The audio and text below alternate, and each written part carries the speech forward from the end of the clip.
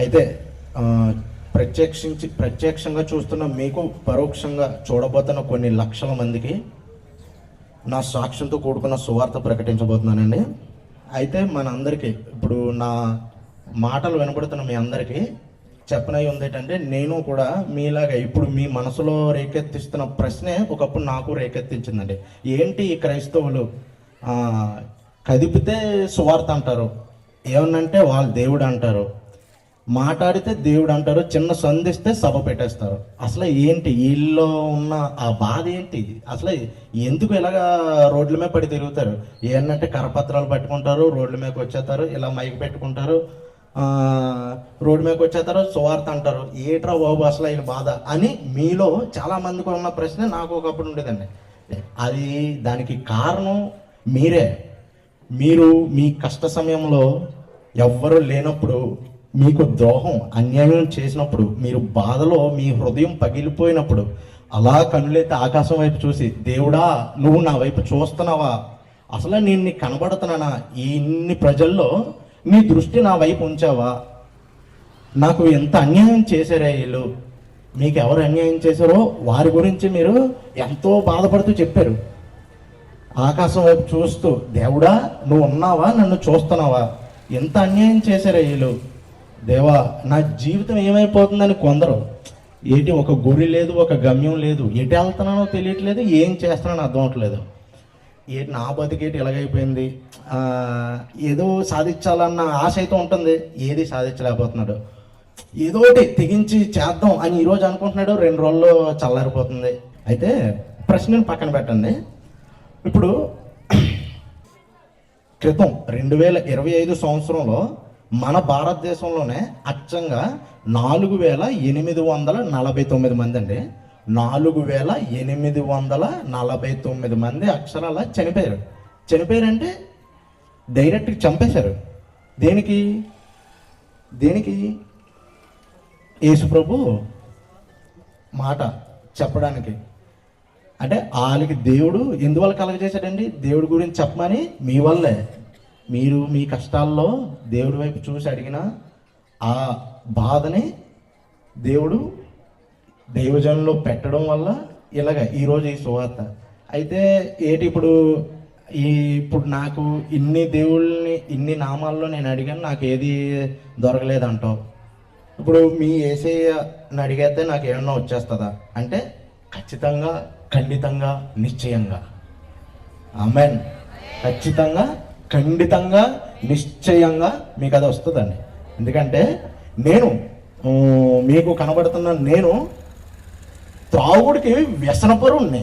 అంటే ఏ కష్టం వచ్చినా, ఏ నష్టం వచ్చినా, ఏ బాధ వచ్చినా, పదారా తాగుదాం మామ, ఏ మామ పద మామ తాగుదాం, ఎందుకు ఇంక ఈ లోకం ఇంకా ఏముందిలే, ఇంకా పద పద పద, ఇంక నైట్ అయింది కదా పద అని అనుకుని ఉండేవాడినండి. కానీ ఉదయం లేకపోతే నన్ను నమ్ముకొని మా అమ్మ బతుకుతుంది, నా కుటుంబం బతుకుతుంది, ఏం చేయలేకపోతున్నాను. ఎంత జ్ఞానం ఇచ్చాడు భగవంతుడు, ఎన్ని తెలివితేటలు ఇచ్చాడు, ఏం చేయలేకపోతున్నాను అన్న బాధ. నా జ్ఞానం దేనికి రూపాయికి పనికి రాలేదు. రోడ్డు మీద తాగుతూ తిరుగుతూ జనాలతో గాలి తిరిగి ఉన్నాయి. కానీ అటువంటిది మోకరించి, దేవుడా ఏదో నువ్వే దేవుడా అంటున్నారు, నువ్వు నిజంగా కానీ దేవుడు కానీ అయితే నా బ్రతుకును మార్చగలవా?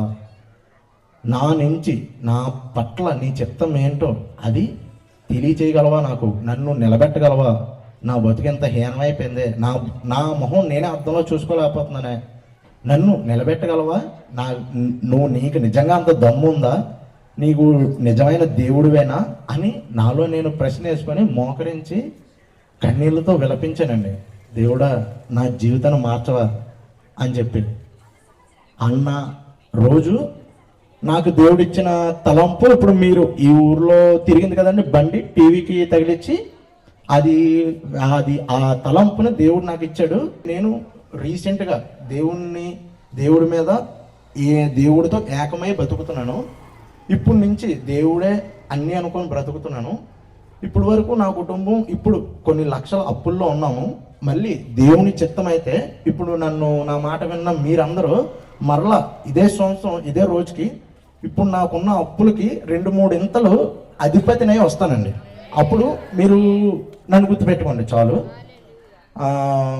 మీకు కూడా మీ కష్టాలని మీరు మీ కొడుకుల కోసం కానీ మీ భర్తల కోసం కానీ మీకున్న బాధలు ఒక్కసారి మీకు ఇంకా మీరు విసికి వేజారిపోతే ఇంకా కృంగిపోయి ఇంకా నాకు ఇంకా అవ్వదు, ఇంక ఇది అవ్వదు, ఈడు మారడమా, ఇది అవ్వదు, ఇది జరగడమా, ఇది జరగదు, ఈ రోగం పోవడమా, ఇది పోదు, ఇది దీనికి మందులే లేవట, ఇది ఎలా పోతుంది అని ఇలాగా ఈ పరిస్థితిలో కానీ ఉంటే మీరు ఉన్న చోటే ఒక్క నిమిషం కళ్ళు మూసి ఏకీభవించి మీ యొక్క మనసులో ఏ బాధ అయితే ఉందో, దేనికోసం అయితే మీ హృదయం కమిలిపోతుందో నలిగిపోతుందో ఆ విషయాన్ని మీ మనసులో చెప్పుకోండి. యేసయ్యా మా దేవా మా తండ్రి మహాపరిశుద్ధుడా మీకు వందనాలు. తండ్రి మీరు మాట్లాడిన ఉద్దేశించిన ప్రతి మాటను నేను చెప్పని అనుకుంటున్నాను ప్రభువా, మీకు స్తోత్రం. తండ్రి నా మాట ఎవరి దగ్గరికి వెళ్ళిందో, మీరు ఎవరిని మీ నియమంలో ఈ నియామక కాలంలో ఎవరిని మీరు మాట్లాడని ఉద్దేశించారో, ఎవరి జీవితాన్ని అయితే మీరు మార్చడానికి ఇష్టపడ్డారో వారిని ప్రభువా మీరు ముట్టండి. ఇదిగో నాయన, వారు నీ నామంలో ఏకీభవించి అడుగుతున్నారయ్యా. వారు విసిగిపోయారయ్యా, నలిగిపోయారయ్యా తండ్రి. వారి హృదయం విరిగిపోయి నలిగిపోయి ఉప్పొంగిపోతుంది నాయన. ఎవరితో చెప్పుకోలేని వేదనతో నలిగిపోతున్నారయ్యా ప్రభువా. తండ్రి నన్ను మార్చిన సమర్థుడివి, శక్తివంతుడివి తండ్రి. వారిని మార్చగలవు, వారిని నిలబెట్టగలవు, వారిని వాడుకోగలవయ్యా తండ్రి. సహాయం దయచేయండి ప్రభువా. మీ శక్తిని వారిపై వారి కుటుంబంపై విడుదల చేయండి తండ్రి. ఏ విధమైన దయ్యపు దురాత్మ అంధకార శక్తులని నాకు అధికారం ఇచ్చిన నా ప్రభువైన నజరేయుడైన యేసు క్రీస్తు అతి పరిశుద్ధ నామమందు లయపరుస్తున్నామయ్యా. వారి కుటుంబంలో వెలుగును నింపండి.